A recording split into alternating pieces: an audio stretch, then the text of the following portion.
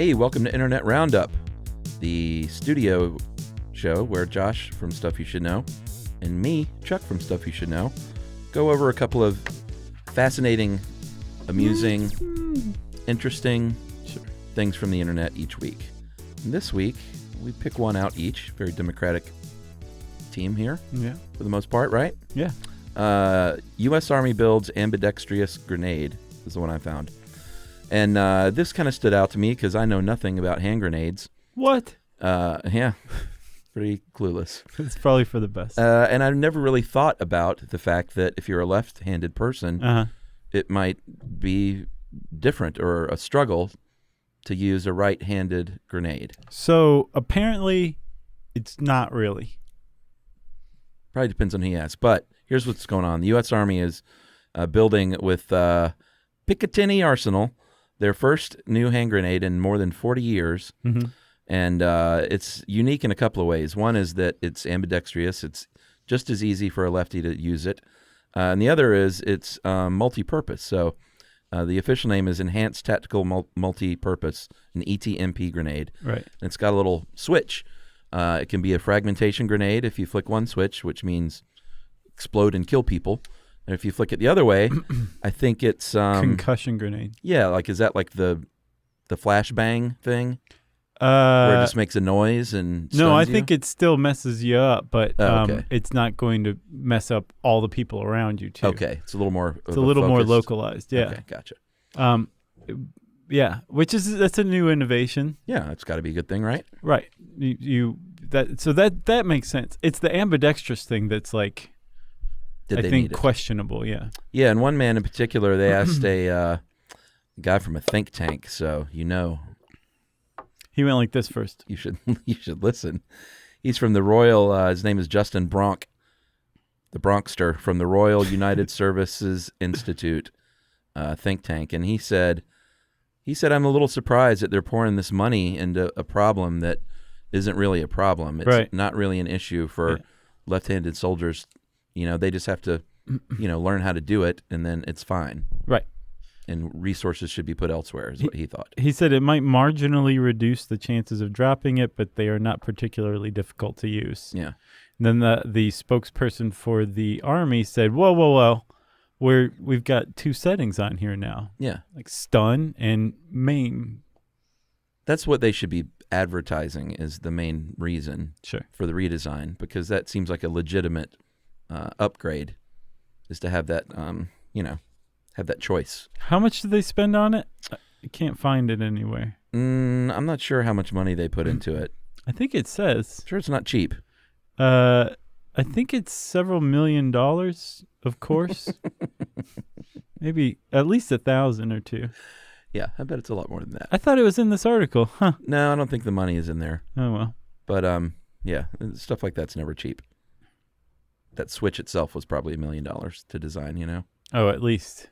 So anyway, interesting. Advancing ways to kill and maim. All right. How about the history of the exclamation point, huh? Yeah. You hate exclamation points, right? I don't hate them. I just find that I overuse them and I can't stop. Right. Because we've entered this point in time where if you don't put an exclamation point somewhere in your email, people are going to be like, are you mad at me? No, I know. What did I do? It's weird. Like we've passed this threshold where you have to use an exclamation point now. So now I will actually go back and remove the exclamation points and be like, I'm just being normal here. Yeah. This is normal. I've tried to do that a little more as well lately. Mm-hmm. So I don't hate them. I try not to hate anything, Chuck. Well, that's very... very sweet. I think texting has a lot to do with it because when you're texting with, your wife or just friends or whatever, it's definitely a way to show enthusiasm for something. Yes. Like, thanks a lot, man. Right. Like, if you say thanks a lot, man, with a period, it sounds like you're saying thanks a lot, man. Right. It's or really you're just like, over. Whatever, here's some crumbs to make you feel better.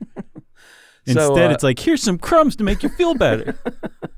Where did it come from, though? They have one pretty decent theory that it comes from Latin. Yeah, that's pretty much the standing idea. Right. So in Latin, when you exclaimed something, it was you used the letter IO, or the letter, the Latin word IO was an exclamation. Yeah. Of joy? Yeah, any kind of exclamation of joy was I-O. I-O. But the I was written above the O. And capitalized. Yeah, so if you look at that, it looks like an exclamation point. Right. Makes sense. Same with quo, the question mark. Uh-huh. Q-O. It looks kind of like an exclamation or a question mark. Yeah. So apparently the exclamation point is pretty old, right? Mm-hmm. Yeah, at the very least say I-O. Right. I-O. Yeah. But it wasn't until the 70s that it made its way onto the keyboard. Yeah, I did not know that. I thought that was pretty fascinating. It sounds like a bit of a pain what you had to do before. Yeah, you had to go and you had to type a period, then go back, and then type apostrophe above the period. On a typewriter. Yeah. Couldn't do that today. Yeah, typewriters, by the way, for all you kids out there, were these machines that did what computers do now. Right. That did a fraction of what a computer slower, does. Much clumsier. I remember the word processor too. Uh-huh. Like the transition between the typewriter and sensibility. Yeah, like I got that in college. Like I had a word processor that was a pretty Brother word processor. I think Weren't so. they the big brand? Probably so. Yeah, and it had a little screen. You know, it looked like a typewriter though, Yeah. a big clunky typewriter that was computerized. Yeah, I think the big advantage to the word processor was what you could just type it and see it before it actually went onto the paper, right? Wasn't that the deal? Yeah, I guess so. I don't remember printing from it, but I think Yeah. you did. Yeah. There was probably like everyone's got a friend whose dad like put all their money into word processors, like the Laserdisc. Yeah, the Laserdisc had a Betamax. Yeah, for Yeah. sure. A But DeLorean. Those are great now, though. If you got one, collector. Sure. My favorite thing is the Interrobang, though. I'm a big fan of using that. Yeah. And I kind of forgot that that's what it was called. It's such a great word. Mm-hmm. Interrobang sounds like a band name or something. Oh, I'm sure it is. There probably is. But the Interrobang, if you don't know, is the question mark followed by an exclamation point. Right. And I use that a lot in texting, like, you know, to show, like, I guess, incredulity or, like, are you kidding me? Interrobang. Right.